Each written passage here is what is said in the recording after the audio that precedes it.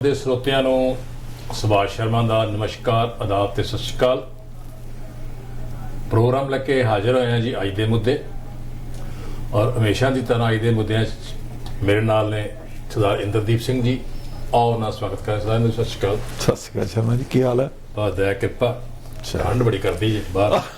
ਬਸ ਜੀ ਹੁਣ ਤਾਂ ਵਧਣੀ ਹੈ ਜੀ ਅੱਗੇ ਠੰਡ -21। ਹਾਂਜੀ ਹਾਂਜੀ। ਦੋਸਤਾਂ ਵਾਲੇ ਲੋਕ ਕਹਿੰਦੇ ਯਾਰ ਕਿੱਦਾਂ ਰਹਿੰਦੇ ਹੋ ਇਹਨਾਂ ਨੂੰ ਇਦਾਂ ਰਹੀ ਜਾਂਦੇ ਹੋਏ ਲੋਕ। ਕੈਨੇਡਾ ਵਿੱਚ ਤੇ ਦੋਸਤੋ ਠੰਡ ਤੇ ਮਾਈਨਸ ਪ੍ਰੋਗਰਾਮ ਹੋ ਰਿਹਾ, ਤੇ ਇੰਡੀਆ ਵਿੱਚ ਭਾਰਤ ਮਹਾਨ ਦੇਸ਼ ਦੇ ਵਿੱਚ ਸਿਆਸੀ ਮਾਈਨਸਨੈਸ ਚੱਲ ਰਹੀ ਹੈ। ਸਿਆਸੀ ਠੰਡ ਉਹ ਵੀ ਮਾਈਨਸ ਦੇ ਵਿੱਚ।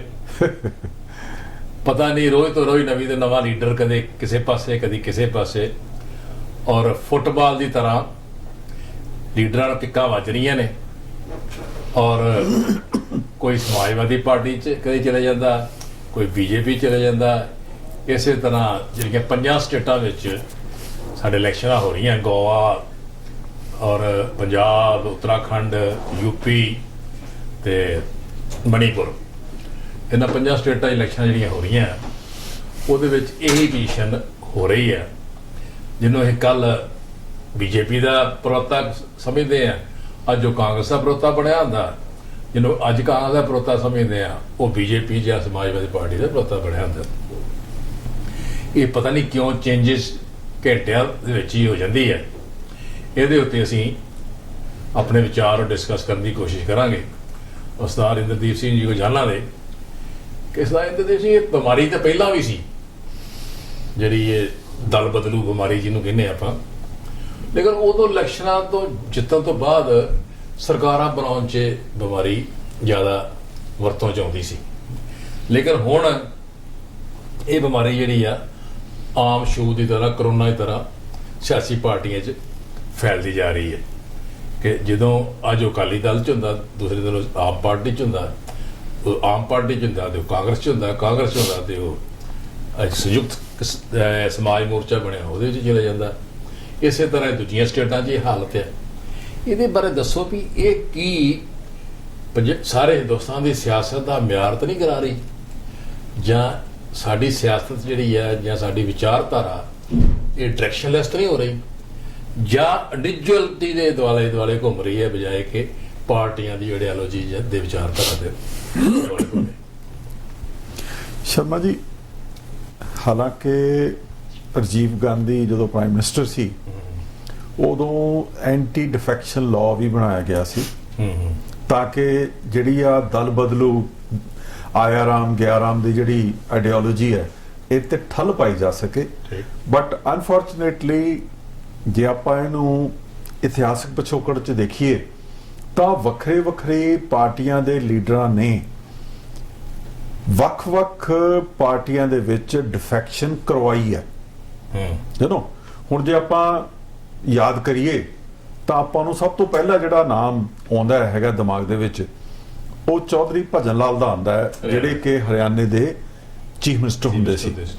ਉਹਨਾਂ ਵੱਲੋਂ ਡਿਫੈਕਸ਼ਨ ਦਾ ਜਿਹੜਾ ਕੰਮ ਹੈ ਉਹ ਪੈਸੇ ਦੀ ਖਰੀਦ ਹੋ, ਜਿਹਨੂੰ ਆਪਾਂ ਹਾਰਸ ਟ੍ਰੇਡਿੰਗ ਕਹਿੰਦੇ ਆ, ਉਹਦੇ ਬੇਸ ਤੇ ਹੀ ਉਹਨੇ ਕੀਤਾ ਸੀ।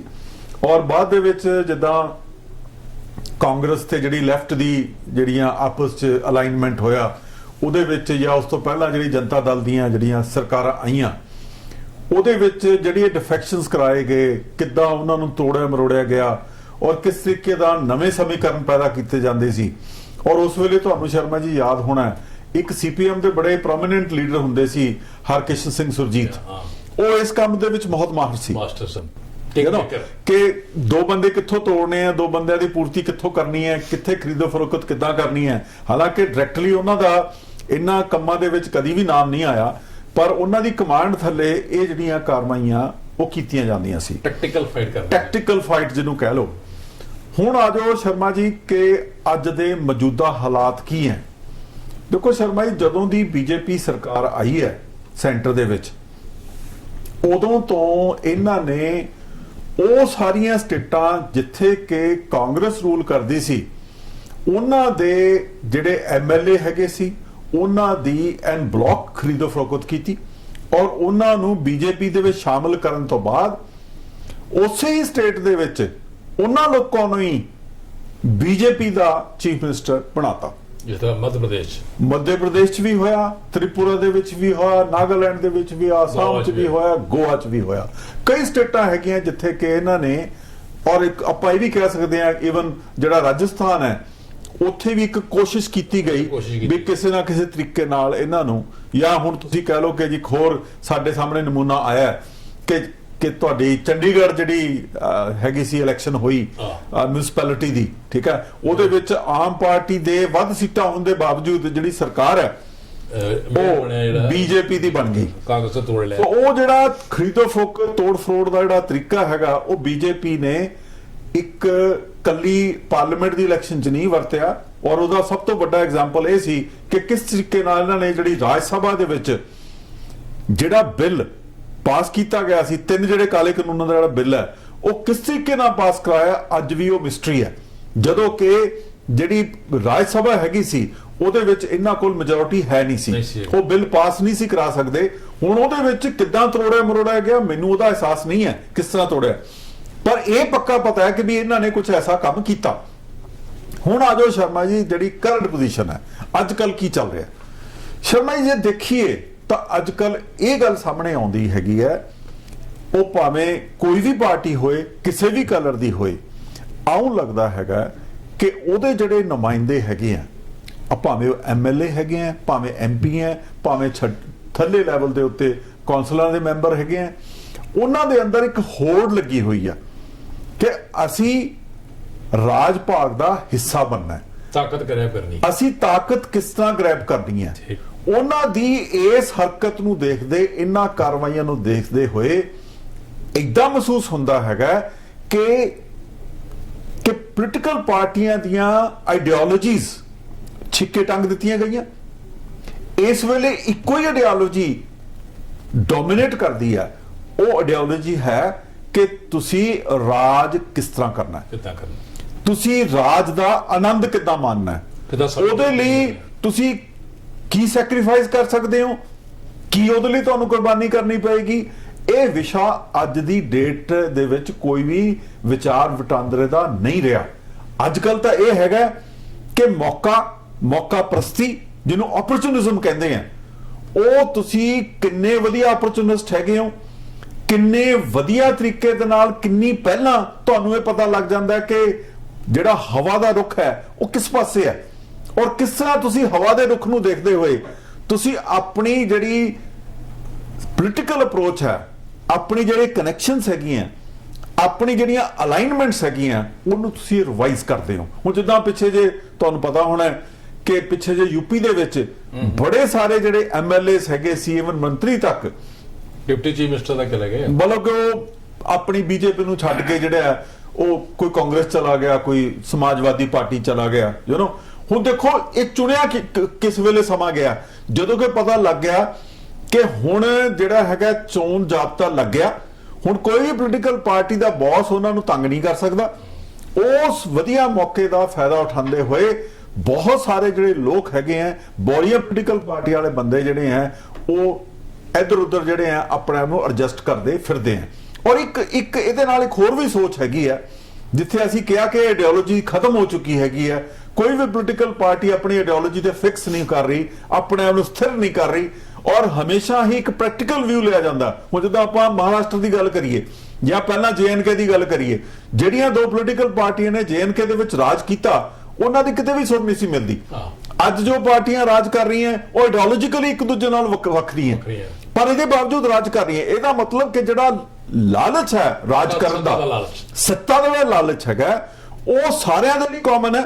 ਔਰ ਉਸ ਕਾਮਨ ਫੈਕਟਰ ਨੂੰ ਦੇਖਦੇ ਹੋਏ ਸਾਰੀਆਂ ਜਿਹੜੀਆਂ ਪਾਰਟੀਆਂ ਹੈਗੀਆਂ ਉਹ ਆਪਣੀ ਆਈਡੀਓਲੋਜੀ ਨੂੰ ਜਿਹੜਾ ਹੈਗਾ ਛਿੱਕੇ ਟੰਗ ਦਿੰਦੀਆਂ, ਔਰ ਪੋਲੀਟੀਕਲ ਸੱਤਾ ਨੂੰ ਇੰਜੋਏ ਕਰਨ ਦੇ ਲਈ ਸਭ ਤੋਂ ਅੱਗੇ ਹੋ ਜਾਂਦੀਆਂ, ਔਰ ਉਸ ਦੇ ਲਈ ਹਰ ਕਿਸਮ ਦਾ ਜਿਹੜਾ ਸੈਕਰੀਫਾਈਸ ਹੈ, ਹਰ ਕਿਸਮ ਦਾ ਜਿਹੜਾ ਦੋਸਤੀ ਯਾਰੀ ਹੈ, ਉਹਨੂੰ ਵਧਾਉਣ ਦੇ ਵਿੱਚ ਜਾਂ ਦੁਸ਼ਮਣੀ ਪੈਦਾ ਕਰਨ ਦੇ ਵਿੱਚ ਉਹ 1 ਮਿੰਟ ਲਾਉਂਦੇ ਆ। ਇੱਥੇ ਮੈਂ ਕਹਿਣਾ ਚਾਹੁੰਦਾ ਵੀ ਤੁਹਾਡੀ ਬਿਲਕੁਲ ਗੱਲ ਠੀਕ ਹੈ ਵੀ ਜੇ ਕੁਝ ਹੋ ਰਿਹਾ ਹੈ, ਬੜੀ ਹਨੇਰਗਰਦੀ ਵਾਲਾ ਹਿਸਾਬ ਹੋ ਗਿਆ, ਹਨੇਰਗਰਦੀ ਚੌਪਟ ਰਾਜਾ, ਲੇਕਿਨ ਇੱਥੇ ਗੱਲ ਆ ਇਹਦੀ ਡੈਮੋਕ੍ਰੇਸੀ। ਹਾਂਜੀ ਹਾਂਜੀ, ਸਾਡਾ ਮੀਡੀਆ ਵੀ ਸੋਸ਼ਲ ਮੀਡੀਆ ਵੀ ਦਿਨ ਰਾਤ ਡੈਮੋਕ੍ਰੇਸੀ ਦੇ ਨਾਂ ਤੇ ਜਾਪ ਜਪਣ ਦਿਆ, ਔਰ ਡੈਮੋਕ੍ਰੇਸੀ ਦੀ ਪ੍ਰੀਚਿੰਗ।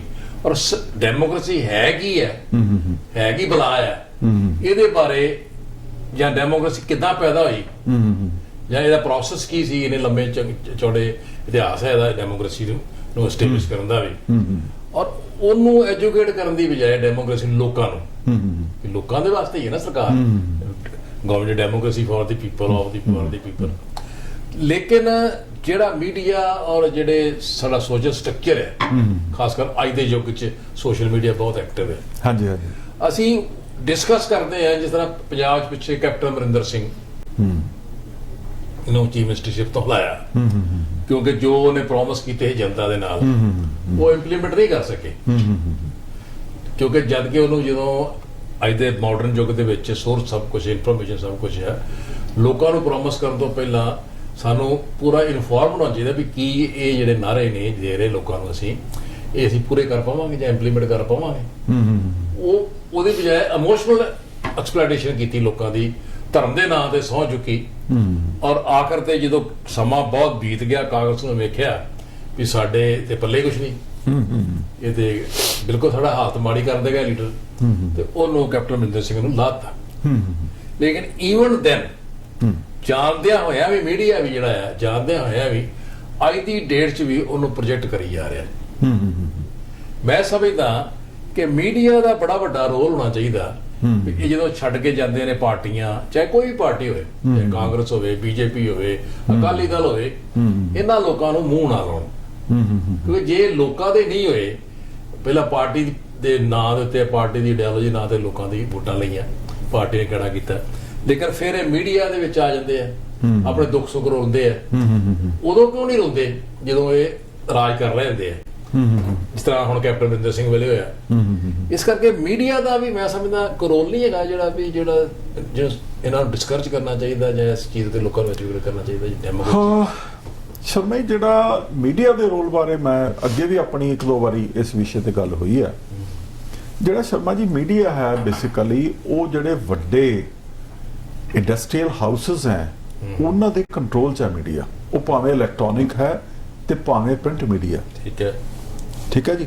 ਔਰ ਉਹਦੇ ਵਿੱਚ ਜਿਹੜੇ ਪੱਤਰਕਾਰ ਲੱਗੇ ਹੋਏ ਹੈ ਉਹ ਅਪਰ ਮਿਡਲ ਕਲਾਸ ਦੇ ਹੈ। ਠੀਕ, ਉਹਨਾਂ ਦੀ ਜਿਹੜੀ ਸੋਚ ਹੈ ਉਹ ਉਦਾਰਵਾਦੀ ਹੈ, ਉਹਨਾਂ ਦੀ ਸੋਚ ਗਰੀਬ ਲੋਕਾਂ ਦੇ ਲਈ ਗਰੀਬ ਪੱਖੀ ਨਹੀਂ ਹੈ, ਉਹਨਾਂ ਦੀ ਸੋਚ ਸਟੇਟਸ ਕੋਈ ਲਈ ਹੈ। ਉਹਨਾਂ ਦੀ ਸੋਚ ਹੈ ਕਿ ਜਿਹੜਾ ਅਮੀਰ ਹੈ ਉਹ ਹੋਰ ਅਮੀਰ ਹੋਏ, ਜਿਹੜਾ ਗਰੀਬ ਹੈ ਉਹ ਹੋਰ ਗਰੀਬ ਹੋ ਜਾਏ, ਉਹਨਾਂ ਦੀ ਸਿਹਤ ਤੇ ਕੋਈ ਫਰਕ ਨਹੀਂ ਪੈਂਦਾ। ਉਹ ਜਿਹੜੀਆਂ ਸੋਸਾਇਟੀ ਦੇ ਵਿੱਚ ਜਿਹੜੀਆਂ ਚੇਂਜਸ ਆ ਰਹੀਆਂ ਹੈਗੀਆਂ, ਉਹ ਉਹਨੂੰ ਅੱਛਾ ਪੈਕੇਜ ਚਾਹੀਦਾ, ਔਰ ਉਹ ਜੋ ਉਹਨਾਂ ਨੂੰ ਉੱਪਰੋਂ ਡਾਇਰੈਕਸ਼ਨਸ ਦਿੱਤੀਆਂ ਜਾਂਦੀਆਂ ਉਸ ਨੂੰ ਮੰਨਣ ਦੇ ਵਿੱਚ ਉਹਨਾਂ ਦੀ ਆਤਮਾ ਨੂੰ ਕੋਈ ਫਰਕ ਨਹੀਂ ਪੈਂਦਾ। ਉਹ ਕਹਿੰਦੇ ਠੀਕ ਹੈ, ਸਾਡੀ ਰੋਜ਼ੀ ਰੋਟੀ ਚੱਲਦੀ ਹੈ, ਅਸੀਂ ਜੋ ਸਾਨੂੰ ਉੱਪਰੋਂ ਕਿਹਾ ਜਾਂਦਾ ਅਸੀਂ ਉਹਦੇ ਮੁਤਾਬਕ ਕਰੀ ਜਾਂਦੇ ਹਾਂ। ਹੁਣ ਸ਼ਰਮਾ ਜੀ, ਜਿਹੜੀ ਇੱਕ ਹੋਰ ਐਸਪੈਕਟ ਜਿਹੜਾ ਇਹਦੇ ਵਿੱਚ ਆਪਣੇ ਡਿਸਕਸ਼ਨ ਦੇ ਵਿੱਚ ਅਣਗੌਲੇ ਰਹਿ ਗਿਆ, ਉਹ ਹੈਗਾ ਕਿ ਜਿਹੜਾ ਇੱਕ ਵਿਅਕਤੀ ਕਿਸੇ ਵੀ ਪੋਲੀਟੀਕਲ ਪਾਰਟੀ ਦੇ ਵਿੱਚ ਕੰਮ ਕਰ ਰਿਹਾ ਹੈਗਾ, ਲੈਟਸ ਟੇਕ ਵੀ ਇੱਕ ਐਮਐਲਏ 5 ਸਾਲ ਤੋਂ ਰਿਹਾ, ਉਹਦੀ ਕਾਰਗੁਜ਼ਾਰੀ ਠੀਕ ਨਹੀਂ ਰਹੀ, ਠੀਕ ਹੈ, ਉਹ ਬਜਾਏ ਕਿ ਲੋਕਾਂ ਨੂੰ ਪੁੱਛਣ ਦੇ ਉਹ ਕਿਸੇ ਹੋਰ ਪਾਰਟੀ ਦੇ ਵਿੱਚ ਚਲਾ ਜਾਂਦਾ, ਠੀਕ ਹੈ। ਔਰ ਹੋਰ ਪਾਰਟੀ ਵਾਲੇ ਕਿਉਂਕਿ ਉਹਨਾਂ ਨੂੰ ਲਾਲਚ ਹੁੰਦਾ ਹੈ ਵੀ ਸਾਡੇ ਕੋਲ ਨੰਬਰ ਜ਼ਿਆਦਾ ਵਧੇਗਾ, ਇਹਦੀ ਪਹਿਲੀ ਵੀ ਜਿਹੜੀ ਹੈ ਫਲਾਣੀ ਜਿਹੜੀ ਕਮਿਊਨਿਟੀ ਹੈ ਜਾਂ ਧਰਮ ਹੈ ਜਾਂ ਜਾਤ ਹੈ, ਉਹਨਾਂ ਦੇ ਵਿੱਚ ਇਹਦੀ ਬੜੀ ਸ਼ਾਖ ਹੈਗੀ ਹੈ, ਉਹ ਉਸ ਨੂੰ ਗ੍ਰੈਬ ਕਰਦੇ ਆ, ਠੀਕ ਹੈ, ਔਰ ਉਹਨੂੰ ਟਿਕਟ ਦੇ ਦਿੰਦੇ ਆ, ਸਾਰੇ ਗੁਨਾਹ ਮਾਫ ਕਰਦੇ, ਸਾਰੇ ਗੁਨਾਹ ਮਾਫ ਹੋ ਜਾਂਦੇ। ਜਿੱਦਾਂ ਅੱਜ ਕੱਲ ਕਿਹਾ ਜਾਂਦਾ ਕਿ ਵੀ ਜਿਹੜਾ ਬੰਦਾ ਬੀਜੇਪੀ ਚਲਾ ਗਿਆ ਉਹ ਗੰਗਾ ਨਹਾਤਾ ਜਾਂਦਾ, ਗੰਗਾ ਨਹਾ ਲੈਂਦਾ, ਠੀਕ ਹੈ ਕਿ ਨਹੀਂ। ਸੋ ਉਸੇ ਤਰਜ਼ ਦੇ ਉੱਤੇ ਬਹੁਤ ਸਾਰੇ ਜਿਹੜੇ ਲੋਕ ਹੈਗੇ ਆ ਉਹ ਆਪਣੀਆਂ ਜਿਹੜੀਆਂ ਪੋਲੀਟੀਕਲ ਆਈਡੀਓਲੋਜੀਜ਼ ਨੂੰ ਛੱਡ ਕੇ ਸਿੱਧਾ ਜਿਹੜਾ ਹੈਗਾ ਜਿਹੜੀ ਵੀ ਪੋਲੀਟੀਕਲ ਪਾਰਟੀ ਜਿਹੜੀ ਇਫੈਕਟਿਵ ਹੈਗੀ ਹੈ ਜਾਂ ਜਿਹਦਾ ਲੱਗਦਾ ਕਿ ਪਾਵਰ 'ਚ ਆ ਜਾਏਗੀ ਜਾਂ ਆਉਣ ਵਾਲੀ ਹੈ ਉਹਦੇ ਨਾਲ ਜੁੜ ਜਾਂਦੇ ਆ। ਜਿਹਨੂੰ ਉਹਦੇ ਨਾਲ ਜਿਹੜੇ ਲੋਕ ਹੈ, ਜਿੱਦਾਂ ਤੁਸੀਂ ਇਸ਼ਾਰਾ ਕੀਤਾ ਵੀ ਲੋਕ ਕੀ ਕਰਨ, ਤੇ ਕੋਈ ਸ਼ਰਮਾ ਜੀ ਸਭ ਤੋਂ ਵੱਡੀ ਜਿਹੜੀ ਟ੍ਰੈਜੇਡੀ ਹੈ, ਜਿਹੜੀ ਤਰਾਸਦੀ ਹੈ, ਜਿਹੜੀ ਆਪਾਂ ਡਿਸਕਸ ਕਰਨ ਲੱਗੇ ਆ, ਉਹ ਹੈ ਵੀ ਲੋਕ ਕੀ ਕਰਨ, ਲੋਕ ਕਿੱਥੇ ਜਾਣ। ਕਿਉਂਕਿ ਇੱਕ ਗਰੁੱਪ ਬਣ ਗਿਆ, ਉਹਨਾਂ ਦਾ ਆਪਸ 'ਚ ਕਲਿੱਕ ਹੈ, ਉਹਨਾਂ ਦੇ ਬੱਚਿਆਂ ਨੇ ਅੱਗੇ ਐਮਐਲਏ ਐਮਪੀ ਬਣਨਾ, ਠੀਕ ਹੈ, ਉਹਨਾਂ ਦੇ ਪਹਿਲਾਂ ਫਾਦਰ ਜਿਹੜੇ ਐਮਐਲਏ ਐਮਪੀ ਰਹੇ ਹੈ ਔਰ ਰਾਜ ਕਰਦੇ ਰਹੇ, ਉਹਨਾਂ ਕੋਲ ਪੋਲੀਟੀਕਲ ਰਿਸੋਰਸਸ ਵੀ ਹੈ, ਉਹਨਾਂ ਕੋਲ ਪੋਲੀਟੀਕਲ ਕਨੈਕਸ਼ਨਸ ਵੀ ਹੈ, ਉਹਨਾਂ ਕੋਲ ਟੈਕਟਿਕਸ ਵੀ ਹੈ, ਲੋਕਾਂ ਨੂੰ ਕਿੱਦਾਂ ਬੇਵਕੂਫ ਬਣਾਉਣਾ, ਕਿੱਦਾਂ ਉਹਨਾਂ ਤੇ ਰਾਜ ਕਰਨਾ। ਯੂ نو ਕਿੱਦਾਂ ਵਾਈਫ ਜਿਹੜੀ ਹੈ ਉਹ ਇੱਕ ਪਾਰਟੀ 'ਚ ਹੈ, ਬੀਵੀ ਜਿਹੜੀ ਹੈ ਉਹ ਕਿਸੇ ਹੋਰ ਪਾਰਟੀ 'ਚ ਹੈ, ਹਸਬੈਂਡ ਜਿਹੜਾ ਕਿਸੇ ਹੋਰ ਪਾਰਟੀ 'ਚ ਹੈ, ਮੁੰਡਾ ਜਿਹੜਾ ਕੋਈ ਹੋਰ ਪਾਰਟੀ ਜੁਆਇਨ ਕਰਕੇ ਬੈਠਾ, ਔਰ ਆਪਸ ਦੇ ਵਿੱਚ ਸਾਰੀ ਇਨਫੋਰਮੇਸ਼ਨ ਘਰ ਜਦੋਂ ਆਉਂਦੇ ਆ ਸ਼ੇਅਰ ਕਰਦੇ ਆ, ਔਰ ਇੱਕ ਪਬਲਿਕ ਪੋਸਟਰਿੰਗ ਰਹਿ ਗਈ ਹੈ ਕਿ ਮੈਂ ਬਾਹਰ ਜਾ ਕੇ ਇਦਾਂ ਦੀ ਗੱਲ ਕਰਨੀ ਹੈ, ਦੂਜੀ ਉਹਦੇ ਉਲਟ ਕਰਨੀ ਹੈ। ਹੁਣ ਦੇਖੋ ਸਿੱਧੀਆਂ ਫੈਮਿਲੀ ਆਪਾਂ ਦੇਖ ਲਓ ਕਿੱਦਾਂ ਉਹਦਾ ਚੱਲਦਾ ਰਿਹਾ। ਆਪਣੇ ਆ ਜਿਹੜੀ ਕੈਪਟਨ ਅਮਰਿੰਦਰ ਸਿੰਘ ਦੀ ਗੱਲ ਦੇਖ ਲਓ, ਉਹਨਾਂ ਦੇ ਮਿਸਿਸ ਅਜੇ ਵੀ ਕਾਂਗਰਸ ਦੇ ਵਿੱਚ ਹੈਗੇ ਆ, ਯੂ نو ਐਦਾਂ ਉਹ ਜਿਹੜਾ ਕੇ ਨਟਵਰ ਸਿੰਘ ਆ, ਮੇਰੀ ਵੀ ਸਟ੍ਰਾਈਕ ਅਜ਼ਾਈਨ ਕਰਦੀ ਹੈ। ਉਹ ਸਾਰੀ ਇਹ ਜਿਹੜੀਆਂ ਸਾਰੀਆਂ ਗੱਲਾਂ ਹੈ, ਇਹ ਇਸ ਗੱਲ ਦਾ ਇੰਡੀਕੇਸ਼ਨ ਹੈਗੀ ਹੈ ਕਿ ਇੱਕ ਰੂਲਿੰਗ ਜਮਾਤ ਬਣ ਗਈ ਹੈ। ਉਹ ਅੱਡ-ਅੱਡ ਸਮੇਂ ਦੇ ਉੱਤੇ ਅੱਡ-ਅੱਡ ਪੋਜੀਸ਼ਨਸ ਲੈਂਦੀ ਹੈ ਤਾਂ ਕਿ ਉਹਨਾਂ ਦੀ ਪਬਲਿਕ ਦੇ ਵਿੱਚ ਐਕਸੈਪਟੇਬਿਲਿਟੀ ਹੋ ਜੇ। ਪਰਪਸ ਕੀ ਹੈ ਕਿ ਅਸੀਂ ਰਾਜ ਕਿੱਦਾਂ ਕਰਨਾ ਹੈ, ਅਸੀਂ ਰਾਜ ਭਾਗ ਦਾ ਹਿੱਸਾ ਕਿੱਦਾਂ ਬਣਨਾ ਹੈ। ਸੋ ਜਦੋਂ ਇਹ ਚੀਜ਼ ਆ ਜੇ ਦਿਮਾਗ ਦੇ ਵਿੱਚ ਔਰ ਸਾਰੀਆਂ ਪੋਲੀਟੀਕਲ ਪਾਰਟੀਆਂ ਇੱਕੋ ਮਨੋਰਥ ਨਾਲ ਕਰਨ, ਤਾਂ ਮੈਨੂੰ ਨਹੀਂ ਲੱਗਦਾ ਕਿ ਕਾਂਗਰਸ ਤੇ ਬੀਜੇਪੀ 'ਚ ਕੋਈ ਫਰਕ ਹੈ। 19-21 ਦਾ ਫਰਕ ਹੈ ਬਸ। ਉਹ ਵੀ ਹੈ ਵੀ ਜਦੋਂ ਅੱਜ ਜਿਹੜੀ ਆਪੋਜੀਸ਼ਨ ਅੱਜ ਰੌਲਾ ਪਾ ਰਹੀ ਹੈ ਵੀ ਇਹਨਾਂ ਨੇ ਕਿਉਂ ਕੀਤਾ, ਜਦੋਂ ਆ ਪਾਵਰ 'ਚ ਆ ਜਾਂਦੀ ਹੈ ਉਹੀ ਕੰਮ ਉਹ ਕਰ ਰਹੀ ਹੁੰਦੀ ਹੈ। ਔਰ ਜੇ ਤੁਸੀਂ ਬੀਜੇਪੀ ਦੀ ਜਿਹੜੇ ਅੱਜ ਕੱਲ ਦੇ ਏਜੰਡੇ ਆ ਦੇਖੋ ਤਾਂ ਬਹੁਤੇ ਏਜੰਡੇ ਉਹੀ ਹੈ ਜਿਹੜੀ ਕਿ ਕਾਂਗਰਸ ਨੇ ਸ਼ੁਰੂ ਕੀਤੇ ਸੀ, ਪਰ ਸਮਾਂ ਹੋਣ ਕਰਕੇ ਨਾ ਪੂਰਾ ਹੋਣ ਕਰਕੇ ਉਹ ਪੂਰੇ ਨਹੀਂ ਕਰ ਸਕੇ। ਜੋ ਕਰਤੂਤਾਂ ਕਾਂਗਰਸ ਕਰਦੀ ਰਹੀ ਅੱਜ ਉਹ ਬੀਜੇਪੀ ਵਾਲੇ ਕਰਦੇ ਪਏ। ਇਸੇ ਤਰੀਕੇ ਨਾਲ ਜਿਹੜੀ ਅਥਾਰਟੇਰੀਅਨਿਜ਼ਮ ਹੈਗਾ, ਕਮਿਊਨਲਿਜ਼ਮ ਹੈਗਾ, ਉਹ ਆਪਾਂ ਅੱਜ ਬੜੇ ਲੋਕ ਕਹਿੰਦੇ ਆ ਜੀ ਬੀਜੇਪੀ ਆ ਕਰਦੀ ਹੈ ਵੀ, ਮੈਂ ਤਾਂ ਕਹਿੰਦਾ ਇਹਦੀਆਂ ਜਿਹੜੀਆਂ ਜੜ੍ਹਾਂ ਹੈ ਇਹ ਕਾਂਗਰਸ ਵੱਲੋਂ ਬੀਜੀਆਂ ਗਈਆਂ। ਇਹ ਜਿਹੜੇ ਬੀ ਪਾਏ ਗਏ ਪੋਲਿਟਿਕਸ ਦੇ ਵਿੱਚ, ਠੀਕ ਹੈ, ਹਾਲਾਂਕਿ ਮੈਂ ਇਸ ਤੋਂ ਪਿੱਛੇ ਵੀ ਜਾਣਾ, ਮੈਂ ਕਹਿੰਦਾ ਮੈਂ ਜਿਹੜੀ ਸਾਡੇ ਪਹਿਲੇ ਸ਼ਾਸਕ ਸੀ ਅੰਗਰੇਜ਼, ਮੈਂ ਜਿਹੜੀਆਂ ਉਹਦੀਆਂ ਰੂਟਸ ਆ ਉੱਥੇ ਦੇਖਦਾ। 1860-70 ਦੇ ਵਿੱਚ ਇਹ ਜਿਹੜੇ ਬੀਜ ਆ ਪਾਏ ਗਏ ਸੀ, ਯੂ نو ਬਾਕੀ ਤਾਂ ਉਹਦੇ ਪਲਪ ਦੇ ਰਹੇ ਤੇ ਵੱਖ-ਵੱਖ ਫਾਰਮ ਦੇ ਵਿੱਚ ਆ ਗਏ। ਦ ਵਰਸਟ ਵੀ ਸੌ ਵਾਸ ਇਨ 1947 ਜਦੋਂ ਕਿ ਪਾਰਟੀਸ਼ਨ ਹੋਈ, ਯੂ نو ਪਰ ਹੁਣ ਜਿਹੜੀ ਤਿਆਰੀ ਕੀਤੀ ਜਾ ਰਹੀ ਹੈ, ਹੁਣ ਜਿਹੜਾ ਦੇਸ਼ ਦੇ ਵਿੱਚ ਜ਼ਹਿਰ ਫੈਲਦਾ ਪਿਆ, ਠੀਕ ਹੈ, ਮੈਨੂੰ ਨਹੀਂ ਪਤਾ ਵੀ ਕਿੰਨੀਆਂ ਸਦੀਆਂ ਲੱਗ ਜਾਣਗੀਆਂ ਉਸ ਜ਼ਹਿਰ ਨੂੰ ਕੱਢਣ ਦੇ ਲਈ, you know so let's pray to God ਕਿ ਇਹ ਜਿਹੜਾ ਤੁਸੀਂ ਕਹਿ ਲਓ ਵੀ ਜਿਹੜਾ ਭਾਈਚਾਰੇ ਦੇ ਵਿੱਚ ਜਿਹੜੀ ਇਸ ਵੇਲੇ ਦਰਾੜ ਪਾਈ ਜਾ ਰਹੀ ਹੈ, ਜਿਹੜੀ ਕੁੜੱਤਣ ਪੈਦਾ ਕੀਤੀ ਜਾ ਰਹੀ ਹੈ, ਠੀਕ ਹੈ, ਇਹਨੂੰ ਠੱਲ ਪਏ, ਲੋਕਾਂ ਦੇ ਵਿੱਚ ਜਿਹੜਾ ਪ੍ਰੇਮ ਭਾਵ ਹੈ ਉਹ ਪਹਿਲਾਂ ਦੀ ਤਰ੍ਹਾਂ ਦੁਬਾਰਾ ਰਿਸਟੋਰ ਹੋਏ। ਆਪਾਂ ਤਾਂ ਇਹਦੀ ਉਪਰੇ ਕਰ ਸਕਦੇ ਹਾਂ। ਹੁਣ ਵਾਲੇ ਪੰਜਾਬ ਹੁਣ ਪੰਜਾਬ ਦੇ ਵਿੱਚ ਕਿਸਾਨ ਜਿਹੜਾ ਸੰਯੁਕਤ ਕਿਸਾਨ ਮੋਰਚਾ ਸੀ, ਹਾਂਜੀ, ਉਹਨੇ ਬੜੀ ਵੱਡੀ ਇੱਕ ਯੁੱਧ ਲੜਿਆ, ਮੂਵਮੈਂਟ ਲੜੀ, ਐਜੀਟੇਸ਼ਨ ਕੀਤੀ, ਸਾਲ ਤੋਂ ਵੀ ਉੱਪਰ ਕੁਝ ਚਿਰ, ਉਹ ਸਾਰੇ ਬਾਰਡਰ ਤੇ ਰਹਿ ਗਏ ਔਰ ਉਹਨਾਂ ਨੇ ਉਹ ਜਿਹੜੇ ਜਿੱਤੀ। ਉਹਦੇ ਵਿੱਚ ਕਈ ਤਰ੍ਹਾਂ ਦੇ ਵਿਚਾਰ ਆਉਂਦੇ, ਡੈਮੋਕ੍ਰੇਸੀ ਹੈ, ਆਪਾਂ ਡੈਮੋਕ੍ਰੇਸੀ ਕਹਿੰਦੇ, ਚਾਹੇ ਡੈਮੋਕ੍ਰੇਸੀ ਇੱਕ ਨਾਂ ਦੀ ਹੈ ਪਰ ਵਿਚਾਰਧਾਰਾ ਤੇ ਗੱਲਾਂ ਤੇ ਆਉਂਦੀਆਂ। ਉਹਦੇ ਵਿੱਚ ਗੱਲ ਉੱਪਰ ਕੀ ਆਈ ਵੀ ਕਿਸਾਨਾਂ ਨੂੰ ਆਪਣਾ ਨੁਮਾਇੰਦੇ ਜਿਹੜੇ ਆ ਜਾਂ ਡਿਫਰੈਂਟ ਸਮਾਜ ਦੇ ਜਿਹੜੇ ਫੈਕਟਰਸ ਨੇ, ਜਿਸ ਤਰ੍ਹਾਂ ਦਲਿਤ ਭਾਈਚਾਰਾ ਆ, ਖੇਤ ਮਜ਼ਦੂਰ ਜਿਹਨੂੰ ਕਹਿ ਸਕਦੇ ਆਪਾਂ, ਉਹ ਛੋਟਾ ਇੰਡਸਟਰੀਲਿਸਟ, ਵਪਾਰੀ, ਦੁਕਾਨਦਾਰ, ਇਹ ਸਾਰਾ ਇਹਨਾਂ ਲੋਕਾਂ ਨੂੰ ਆਪ ਪਾਰਟਿਸਿਪੇਟ ਕਰਨਾ ਚਾਹੀਦਾ ਪੋਲਿਟਿਕਸ 'ਚ, ਜਦ ਕਿ ਦੂਜੀਆਂ ਪਾਰਟੀਆਂ, ਨਾਮ ਨਹਾਇਤ ਪਾਰਟੀਆਂ ਜਿਹੜੀਆਂ ਆਪ ਵਿੱਚ ਲੀਡਰਸ਼ਿਪ ਦੇ ਝਗੜੇ ਤੇ ਜਾਂ ਕਿਸੇ ਹੋਰ ਗੱਲ ਤੇ ਝਗੜ ਰਹੀਆਂ ਨੇ ਔਰ ਸਮਾਜ ਨੂੰ ਸਹੀ ਨੁਮਾਇੰਦਗੀ ਨਹੀਂ ਦੇ ਰਹੀਆਂ। ਔਰ ਕੁਦਰਤ ਵੱਲੋਂ ਹੀ ਕਿਸਾਨਾਂ ਨੇ ਮੋਰਚਾ ਵੀ ਜਿੱਤ ਲਿਆ ਔਰ ਇਹ ਇੱਕ ਵਿਚਾਰਕ ਤੌਰ ਤੇ ਬੜੀ ਪ੍ਰੈਸ਼ਰ ਸੀ ਇਹਨਾਂ ਲੋਕਾਂ ਤੇ, ਕਹਿੰਦੇ ਆ, ਕਹਿ ਰਹੇ ਨੇ ਉਹਨਾਂ ਦੀ ਸੋਚ ਦੇ ਮੁਤਾਬਕ, ਉਹਨਾਂ ਦੀ ਪ੍ਰੈਸ ਨੋਟਸ ਦੇ ਮੁਤਾਬਕ, ਤੇ ਉਹਨਾਂ ਨੇ ਫੈਸਲਾ ਕੀਤਾ ਪੰਜਾਬ ਸੰਯੁਕਤ ਸਮਾਜ ਮੋਰਚਾ, ਇਹ ਸਾਰੇ ਸਮਾਜ ਨੂੰ ਸੰਯੁਕਤ ਕਰਕੇ ਉਹਨਾਂ ਦੀ ਨੁਮਾਇੰਦਗੀ ਕਰਕੇ ਅਸੀਂ ਆਪਣੇ ਨੁਮਾਇੰਦੇ ਜਿਹੜੇ ਆ ਅਸੈਂਬਲੀ 'ਚ ਭੇਜੀਏ, ਜਿੰਨਾ ਇਸ਼ੂ ਤੇ ਅਸੀਂ ਲੜਦੇ ਆ ਉਹ ਇਸ਼ੂ ਅਸੀਂ ਲੋਕਾਂ 'ਚ ਲਿਜਾਈਏ ਔਰ ਅਸੀਂ ਆਪ ਨੁਮਾਇੰਦਗੀ ਦੇਈਏ ਲੋਕਾਂ ਨੂੰ। ਠੀਕ ਹੈ, ਗੱਲ ਤੇ ਬੜੀ ਵਧੀਆ, ਸੋਚ ਤੇ ਬਹੁਤ ਵਧੀਆ। ਔਰ ਜਿਸ ਤਰ੍ਹਾਂ ਕਿਸਾਨਾਂ ਦਾ ਮੈਜੋਰਟੀ ਜਿਹੜੀ ਹੈ, ਛੋਟੇ ਕਿਸਾਨ ਦੀ, ਵੱਡੇ ਕਿਸਾਨ ਦੀ, 60-65% ਲੋਕ ਪਿੰਡਾਂ 'ਚ ਰਹਿੰਦੇ ਆ, ਬਾਕੀ ਜਿਹੜੇ 35-40% ਸ਼ਹਿਰਾਂ 'ਚ ਰਹਿੰਦੇ ਨੇ, ਉਹ ਛੋਟਾ ਵਪਾਰੀ, ਛੋਟਾ ਦੁਕਾਨਦਾਰ ਹੈ, ਛੋਟਾ ਇੰਡਸਟਰੀਲਿਸਟ ਹੈ, ਉਹ ਵੀ ਇਫੈਕਟਡ ਹੈ ਇਸ ਸਿਸਟਮ ਤੋਂ, ਇਸ ਫੈਕਟਰੀ ਰਾਜ ਤੋਂ। ਉਹ ਵੀ ਚਾਹੁੰਦਾ ਵੀ ਸਾਨੂੰ ਕੋਈ ਰਿਲੀਫ ਮਿਲੇ। ਔਰ ਜਿਹੜਾ ਇਹਨਾਂ ਨੇ ਹੁਣ ਸੰਯੁਕਤ ਸਮਾਜ ਮੋਰਚਾ ਬਣਾਇਆ ਔਰ ਬੜੇ ਅੱਛੇ ਵਿਦਵਾਨ ਵੀ ਨੇ, ਅੱਛੇ ਐਕਸਪਰਟਸ ਵੀ ਨੇ, ਐਗਰੀਕਲਚਰ ਐਕਸਪਰਟਸ ਨੇ, ਇੰਟੈਲੈਕਚੁਅਲਸ ਨੇ, ਪ੍ਰੋਫੈਸਰਸ ਨੇ, ਡਾਕਟਰਸ ਨੇ, ਬਿਜ਼ਨਸ ਨੇ। ਤੁਸੀਂ ਕੀ ਸੋਚਦੇ ਜੇ ਵੀ ਇਹ ਜਿਹੜਾ ਮੋਰਚਾ ਇਲੈਕਸ਼ਨ ਲੜਨ ਜਾ ਰਿਹਾ, ਇਹ ਪੰਜਾਬ ਦੀ ਸਿਆਸਤ 'ਚ ਕੋਈ ਨਵਾਂ ਮੋੜ ਜਾਂ ਨਵਾਂ ਦਰਸ਼ਨ ਦੇਣ ਦੇ ਵਿੱਚ ਕਾਮਯਾਬ ਹੋਵੇਗਾ? ਮਤਲਬ ਤੁਸੀਂ ਪੁੱਛਦੇ ਹੋ ਵੀ ਇਹ ਕੀ ਕਾਮਯਾਬ ਹੋਏਗਾ ਕਿ ਨਹੀਂ? ਕਾਮਯਾਬ ਹੋਏਗਾ ਕਿ ਨਹੀਂ ਹੋਏਗਾ? ਦੇਖੋ ਸ਼ਰਮਾ ਜੀ, ਨਵਾਂ ਦਰਸ਼ਨ ਦੇਵੇ, ਨਵੀਂ ਪੋਲੀਟੀਕਲ ਸੋਚ ਦੇਣ ਦੀ ਕਾਮਯਾਬ ਹੋ ਜਾਏਗਾ? ਦੇਖੋ ਸ਼ਰਮਾ ਜੀ, ਜਾਂ ਲੋਕ ਇਹਨੇ ਜਾਗਰਤ ਹੋ ਗਏ ਆ ਵੀ ਜਿਹੜੇ ਇਹਨਾਂ ਨੂੰ ਸਪੋਰਟ ਦੇਣਗੇ?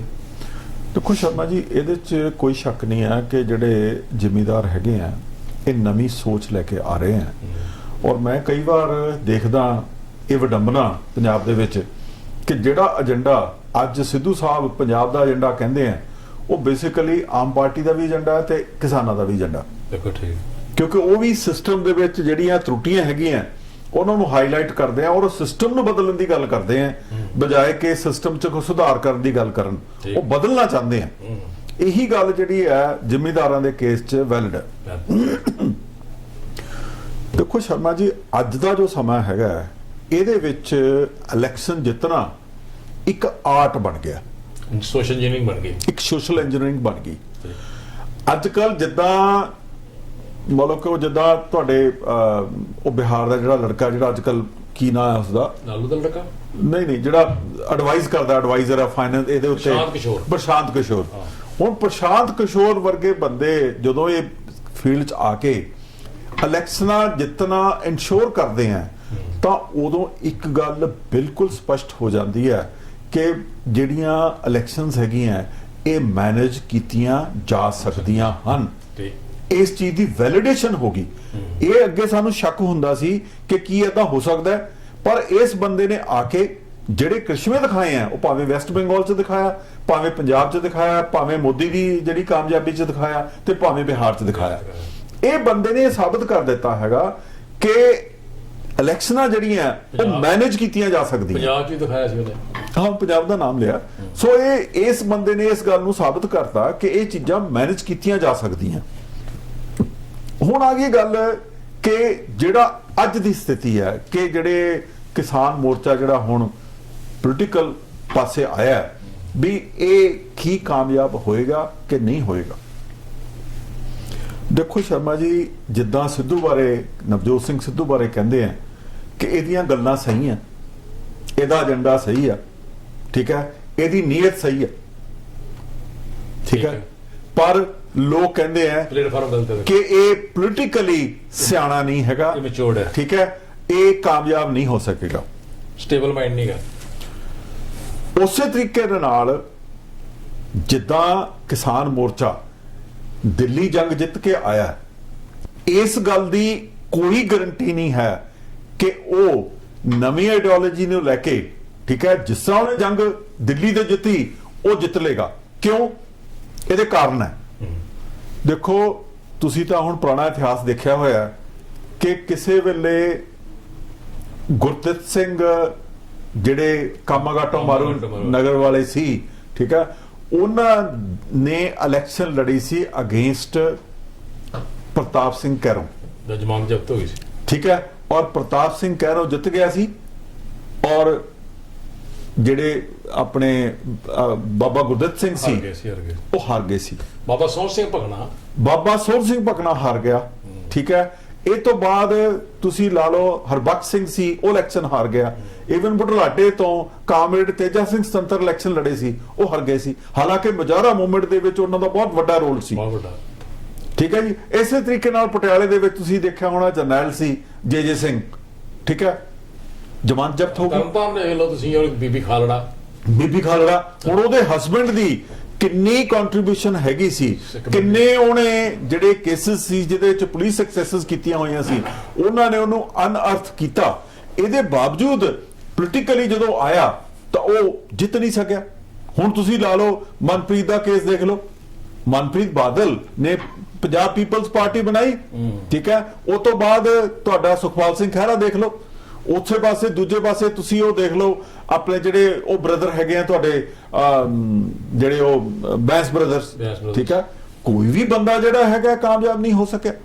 ਜਦੋਂ ਉਹ ਪੋਲੀਟੀਕਲ ਪਾਰਟੀ ਤੋਂ ਅੱਡ ਹੁੰਦੇ ਆ, ਠੀਕ ਹੈ, ਪਤਾ ਨਹੀਂ ਕੀ ਹੁੰਦਾ, ਜਾਂ ਤਾਂ ਲੋਕਾਂ ਦੇ ਜਾਂ ਤਾਂ ਲੋਕ ਮੈਨੀਪੂਲੇਟ ਹੋ ਜਾਂਦੇ ਆ, ਠੀਕ ਹੈ। ਹਾਲਾਂਕਿ ਲੋਕਾਂ ਵੱਲ ਜਦੋਂ ਦੇਖਦੇ ਆ ਤਾਂ ਉਹਨਾਂ ਵੱਲ ਦੇਖ ਕੇ ਏਦਾਂ ਲੱਗਦਾ ਕਿ ਇਹ ਤਾਂ ਵਿਚਾਰੇ ਕਿਸੇ ਪਾਸੇ ਜੋਗੇ ਨਾ 3 ਨਾ 13 ਦੇ ਵਿੱਚ। ਜਿੱਥੇ ਤੋਂ ਕਿਸਾਨ ਗੱਲ ਕੀਤੀ ਨਾ ਸ਼ਾਂਤ ਭੂਸ਼ਣ ਦੀ, ਮੈਂ ਸਮਝਦਾ ਕਿ ਜਿਹੜਾ ਸੰਯੁਕਤ ਕਿਸਾਨ ਮੋਰਚਾ ਹੈਗਾ, ਸਮਾਜ ਮੋਰਚਾ, ਇਹਦੇ ਵਿੱਚ ਉਸ ਕੈਲੀਬਰ ਦੇ ਬੰਦੇ ਹੈਗੇ ਆ।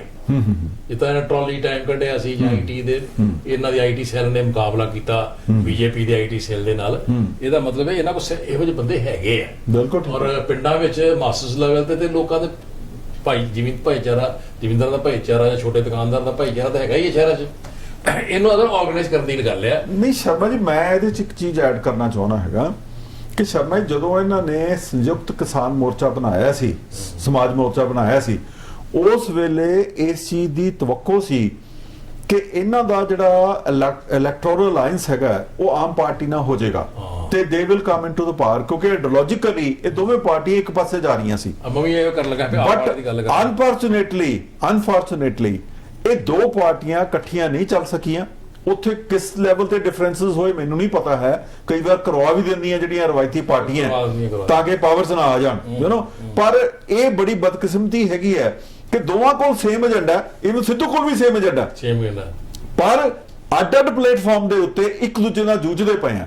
ਔਰ ਮੈਨੂੰ ਕਈ ਵਾਰ ਇਸ ਚੀਜ਼ ਦਾ ਫੈਸਲਾ ਹੋਏਗਾ ਕਿਰਦਾਰ ਕਿੱਦਾਂ ਦੇ। ਯੈਸ, ਮੈਨੂੰ ਕਈ ਵਾਰੀ ਸ਼ਰਮਾ ਜੀ ਇਸ ਗੱਲ ਦਾ ਡਰ ਲੱਗਦਾ ਹੈ ਵੀ ਕਿਤੇ ਇਹ ਜਿਹੜੇ ਤਿੰਨੇ ਪਾਰਟੀਆਂ ਹੈਗੀਆਂ, ਭਾਵੇਂ ਸਿੱਧੂ ਹੈ, ਭਾਵੇਂ ਤੁਹਾਡੀ ਆਮ ਪਾਰਟੀ ਹੈ, ਜਾਂ ਜਿਹੜਾ ਮੋਰਚਾ ਕਿਸਾਨਾਂ ਦਾ ਮੋਰਚਾ ਜਿਹੜਾ ਹੁਣ ਪਾਵਰ 'ਚ ਆ ਰਿਹਾ, ਮਤਲਬ ਜਿਹੜੀ ਇਲੈਕਸ਼ਨ ਲੜ ਰਿਹਾ, ਮਤਲਬ ਇਹ ਹੁਣ ਸੇਮ ਏਜੰਡਾ ਲੈ ਕੇ ਜਾ ਰਹੇ ਆ। ਇਹ ਨਾ ਹੋਏ ਕਿ ਇਹ ਆਪਸ ਵਿੱਚ ਉਲਝ ਜਾਣ, ਉਹ ਜਿਹੜੀਆਂ ਦੋ ਰਵਾਇਤੀ ਪਾਰਟੀਆਂ, ਭਾਵੇਂ ਬੀਜੇਪੀ ਹੈ ਭਾਵੇਂ ਅਕਾਲੀ ਦਲ, ਉਹਦਾ ਫਾਇਦਾ ਲੈ ਜਾਣ। ਇਹ ਵੀ ਹੋ ਸਕਦਾ, ਪੋਸੀਬਲ ਹੈ, ਕਿਉਂਕਿ ਅੱਜ ਦੇ ਜਿਹੜੇ ਉੱਥੇ ਸਮੀਕਰਨ ਬਣ ਰਹੇ ਆ ਔਰ ਮੀਡੀਆ ਵੀ ਜ਼ਿਆਦਾ ਉਹਨਾਂ ਨੂੰ ਪ੍ਰੋਜੈਕਟ ਕਰ ਰਿਹਾ ਜੀ। ਔਰ ਅੱਜ ਇਹ ਵੀ ਗੱਲ ਚੱਲ ਰਹੀ ਹੈ ਕਿ ਜਿਹੜਾ ਤੁਹਾਡਾ ਭਗਵੰਤ ਮਾਨ ਹੈਗਾ, ਠੀਕ ਹੈ, ਉਹਨੂੰ ਅਜੇ ਵੀ ਇਹਨਾਂ ਨੇ ਚੀਫ ਮਿਨਿਸਟਰ ਦਾ ਚਿਹਰਾ ਨਹੀਂ ਡਿਕਲੇਅਰ ਕੀਤਾ।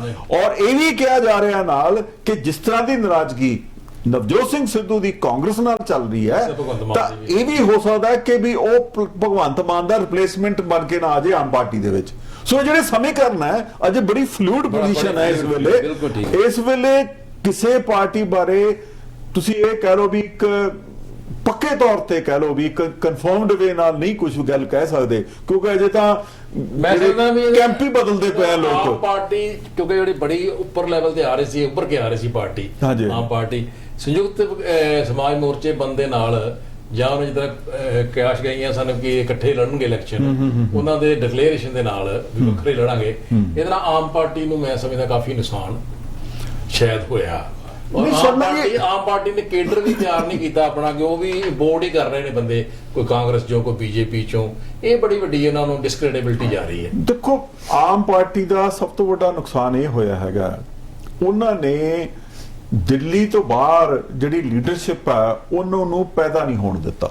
ਤੁਸੀਂ ਦੇਖੋ ਪੰਜਾਬ ਦੇ ਵਿੱਚ ਤੁਸੀਂ ਲੱਭ ਕੇ ਦੇਖ ਲਓ, ਭਗਵੰਤ ਮਾਨ ਤੋਂ ਇਲਾਵਾ ਤੁਹਾਨੂੰ ਕੋਈ ਵੀ ਜਿਹੜਾ ਸਿਗਨੀਫੀਕੈਂਟ ਲੀਡਰ ਹੈ ਜਾਂ ਜਿਹੜਾ ਕੋਈ ਇੰਪੋਰਟੈਂਟ ਲੀਡਰ ਹੈ ਉਹ ਨਹੀਂ ਮਿਲਦਾ। ਪੰਜਾਬ ਚ ਆਰਗੇਨਾਈਜੇਸ਼ਨ ਵੀ ਸਟਰੋਂਗ ਵੀ ਨਹੀਂ ਕੀਤੀ 5 ਸਾਲਾਂ ਚ। ਉਹੀ ਹੈ ਨਾ ਕਿ ਔਰ ਆਪਾਂ ਆਉਣੇ ਆ ਕਾਂਗਰਸ ਤੋਂ ਟਾਈਮ ਥੋੜਾ ਰਹਿ ਗਿਆ, ਕਾਂਗਰਸ ਤੇ ਆਪਣੇ ਅਕਾਲੀ ਦਲ ਜਿਹੜੀਆਂ ਰਵਾਇਤੀ ਪਾਰਟੀਆਂ, ਹੁਣ ਇਹਨਾਂ ਦਾ ਕੀ ਪੋਜੀਸ਼ਨ ਹੈ ਵੀ ਇਹ ਲੱਗੇ ਨੇ ਨਾਰੇ ਵੀ ਚੰਗੇ ਚੰਗੇ ਦੇ ਰਹੇ ਆ ਔਰ ਲੋਕਾਂ ਨੇ ਇਹਨਾਂ ਨੂੰ ਟਰਾਈ ਵੀ ਕਰ ਲਿਆ, ਵੇਖ ਵੀ ਲਿਆ।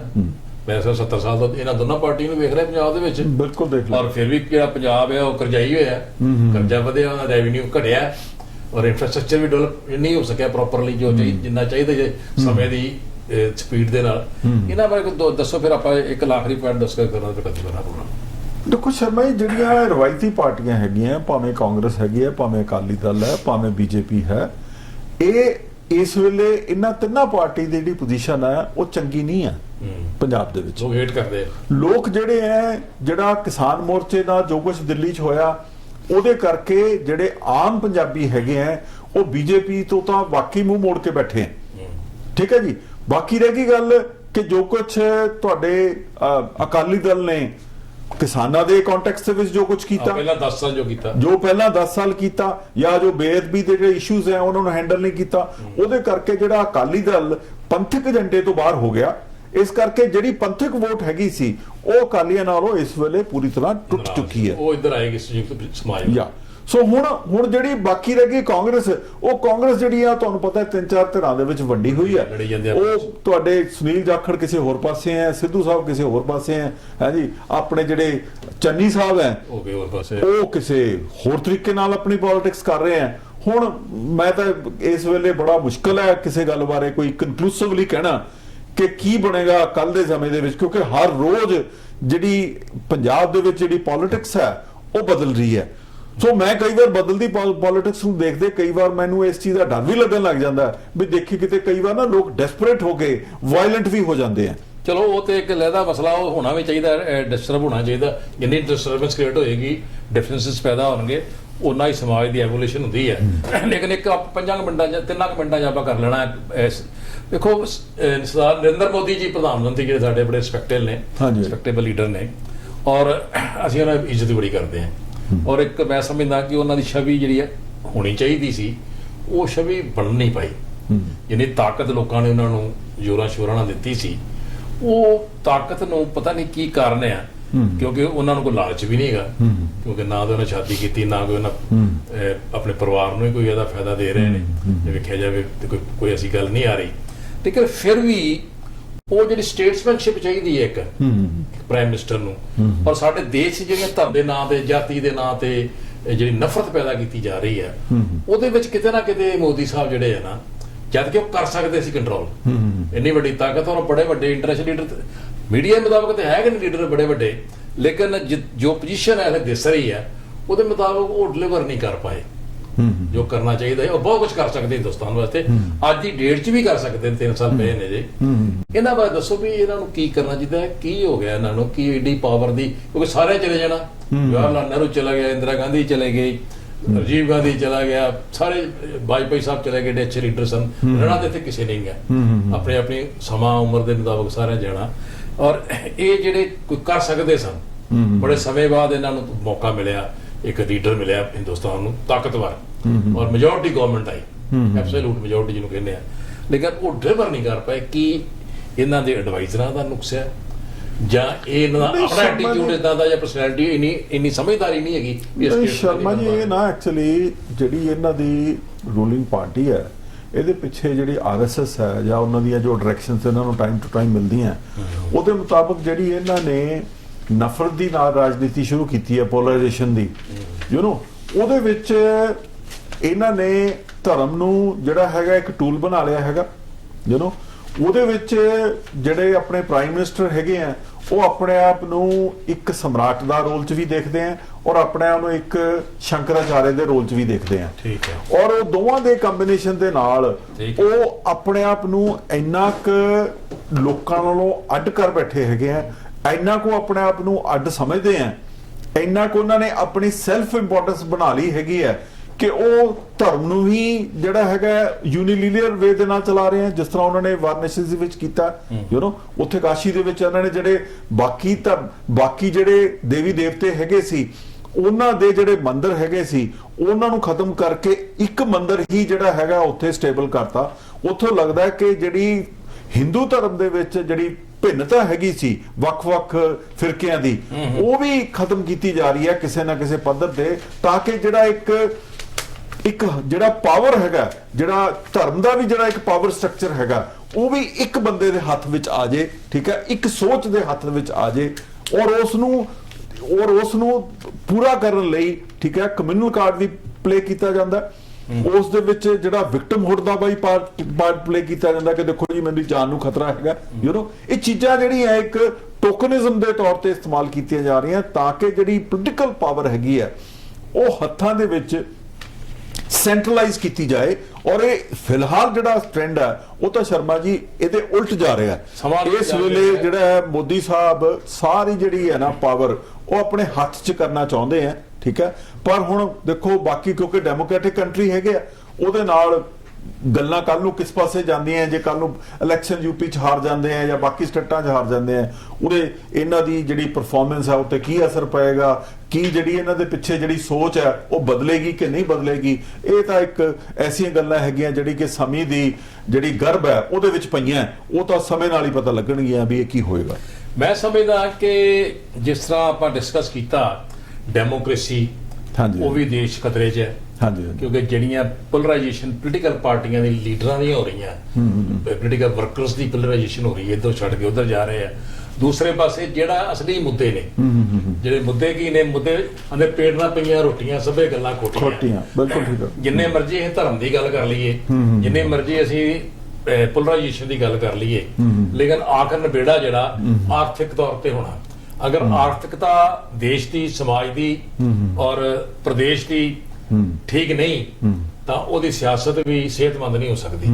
ਇਸ ਕਰਕੇ ਲੜਾਈ ਜਿਹੜੀ ਹੈ ਡੈਮੋਕ੍ਰੇਸੀ ਜਿਹਨੂੰ ਆਪਾਂ ਕਹਿੰਦੇ ਆ, ਡੈਮੋਕ੍ਰੇਸੀ ਦਾ ਨਾਂ ਤਾਂ ਅਸੀਂ ਜ਼ਰੂਰ ਲੈਂਦੇ ਆ, ਲੇਕਿਨ ਡੈਮੋਕ੍ਰੇਸੀ ਅਸਲ ਰੂਪ ਵਿੱਚ ਕੀ ਸਾਡੇ ਦੇਸ਼ 'ਚ ਹੈਗੀ ਹੈ ਜਾਂ ਨਹੀਂ, ਕਿਉਂਕਿ ਇਸ ਡੈਮੋਕ੍ਰੇਸੀ ਨੂੰ ਲੈਣ ਵਾਸਤੇ ਦੇਸ਼ ਦੇ ਲੋਕਾਂ ਨੂੰ ਬੜੀਆਂ ਕੁਰਬਾਨੀਆਂ ਕਰਨੀਆਂ ਪੈ ਰਹੀਆਂ। ਈਵਨ ਕਿ ਹਿੰਦੁਸਤਾਨ ਮੁਲਕ ਵੀ ਦੋ ਟੋਟਿਆਂ 'ਚ ਵੰਡਿਆ ਗਿਆ। ਇਸ ਕਰਕੇ ਜਿਹੜਾ ਹੁਣ ਸਮਾਂ ਆ ਗਿਆ ਐਵੋਲੂਸ਼ਨ ਦੇ ਵਿੱਚ, ਰਿਫਟ ਕਹੀ ਹੈ ਚੰਗੀ ਹੁੰਦੀ ਸਮਾਜ ਦੇ ਵਿੱਚ, ਇਹ ਲੜਨ ਲੋਕ, ਲੀਡਰ ਪੋਲੀਟੀਕਲ ਪਾਰਟੀਆਂ ਆਪੋ ਵਿੱਚ ਲੜਨ ਤੇ ਇੱਕ ਸੇਧ ਜ਼ਰੂਰ ਮਿਲਦੀ ਹੈ, ਲੇਕਿਨ ਇਹਦੇ ਵਿੱਚ ਲੋਕਾਂ ਨੂੰ ਮਦਹੋਸ਼ ਹੋਣ ਦੀ ਲੋੜ ਨਹੀਂ। ਲੋਕਾਂ ਨੂੰ ਨਾ ਲੜਾਉਣ, ਉਹਨਾਂ ਨੂੰ ਨਾ ਮਰਵਾਈ ਜਾਣ। ਲੋਕ ਨਹੀਂ, ਲੋਕਾਂ ਨੂੰ ਇਹਨਾਂ ਲੜਾਉਣਾ। ਜਿਹੜੇ ਰੂਲਰ ਕਰਦਾ ਕਲਾਸਾਂ ਨੇ, ਇਹਨਾਂ ਨੇ ਹਮੇਸ਼ਾ ਲੋਕਾਂ ਨੂੰ ਲੜਾਉਣਾ ਹੁੰਦਾ, ਸਨੱਬ ਕਰਨਾ ਹੁੰਦਾ ਤੇ ਆਪਣਾ ਰਾਜ ਕਰਨਾ ਹੁੰਦਾ।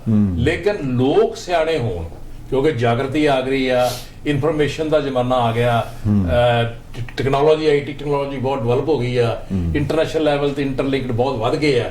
ਇਸ ਕਰਕੇ ਸਾਨੂੰ ਸਮੇਂ ਦੀ ਚਾਲ ਦੇ ਮੁਤਾਬਕ ਅੱਜ ਦੇ ਲੋਕਾਂ ਨੂੰ, ਪੜ੍ਹੇ ਲਿਖੇ ਲੋਕਾਂ ਨੂੰ ਖਾਸ ਕਰਕੇ, ਜਿਹੜੇ ਮਿਡਲ ਕਲਾਸ ਲੋਕ ਨੇ, ਉਹਨਾਂ ਨੂੰ ਜਾਗਰਤ ਬਹੁਤ ਹੋਣਾ ਜ਼ਰੂਰੀ ਆ, ਔਰ ਉਹਨਾਂ ਨੂੰ ਸਿਆਸੀ ਹੋਣਾ ਵੀ ਬਹੁਤ ਜ਼ਰੂਰੀ ਹੈ। ਕਿਉਂਕਿ ਸਾਡੇ ਆਲੇ ਦੁਆਲੇ ਕੀ ਗੁਜ਼ਰ ਰਿਹਾ, ਗਰੀਬ ਨੂੰ ਤੇ ਆਪਣੀ ਗਰੀਬੀ ਤੋਂ ਡਰ ਜਾਏਗਾ, ਲੇਕਿਨ ਜਿਹੜਾ ਮੱਧਿਆ ਵਰਗੀ ਸਮਾਜ ਆ, ਇਹਨੂੰ ਲੀਡਰਸ਼ਿਪ ਦੇਣੀ ਪਏਗੀ ਕਿ ਸਾਡੇ, ਕਿਉਂਕਿ ਉਹ ਵੀ ਸਫਰ ਹੋ ਰਿਹਾ ਕਾਰਪੋਰੇਟ ਸੈਕਟਰ ਦੇ ਨਾਲ ਔਰ ਇਹਨਾਂ ਪੋਲੀਟੀਕਲ ਅਜਾਰਾਦਾਰੀ ਦੇ ਨਾਲ, ਉਹ ਬਹੁਤ ਵੱਡਾ ਸਫਰ ਰਿਹਾ।